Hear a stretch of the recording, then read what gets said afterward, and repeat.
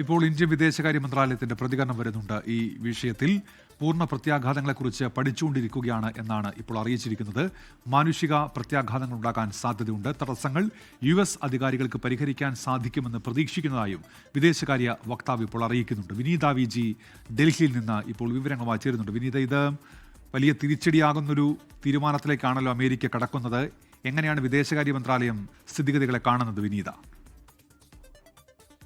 ഉന്മേഷ്, വിദേശകാര്യ മന്ത്രാലയം ഒരു റിലീസിലൂടെയാണ് ഇപ്പോൾ ആ നിലപാട് വ്യക്തമാക്കിയിരിക്കുന്നത്. ഇതിൽ പൂർണ്ണ പ്രത്യാഘാതങ്ങളെ കുറിച്ച് പഠിച്ചുകൊണ്ടിരിക്കുകയാണെന്നാണ് വിദേശകാര്യ മന്ത്രാലയം ഈ ഔദ്യോഗികമായി അറിയിച്ചിരിക്കുന്നത്. ഇതിലെ മാനുഷിക പ്രത്യാഘാതങ്ങൾ ഉണ്ടാകാനുള്ള ഒരു സാധ്യതയുണ്ട്.